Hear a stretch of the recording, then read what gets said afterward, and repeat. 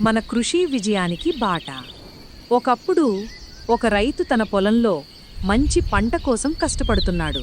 భగవంతుడు అతనికి నేల, వర్షం మరియు సూర్యరశ్మిని అందించాడు. పంట పెరగడానికి అవసరమైన సహాయం చేశాడు. పంటను పండించడానికి సరైన పద్ధతులు, పంటకు ఎప్పుడు నీరు పెట్టాలి మరియు ఎరువులు ఎప్పుడు వేయాలి అనే దానిపై గురువు రైతుకు మార్గనిర్దేశం చేశాడు. కాని రైతు స్వయంగా పంటను కోయడం, గిడ్డంగికి రవాణా చేయడం వంటి పనులు తానే చెయ్యాల్సి ఉంటుంది.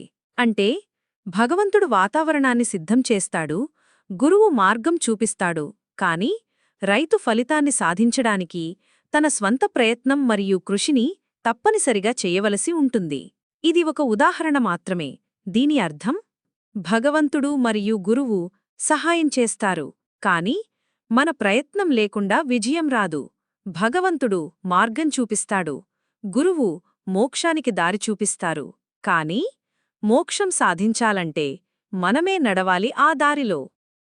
కృషితోనే మోక్షం సాధ్యం. మీరు మొదలెట్టండి. మీకు మరిన్ని ఇలాంటి ఆధ్యాత్మిక విషయాలు కావాలి అంటే మా ఛానల్ను సబ్స్క్రైబ్ చెయ్యండి.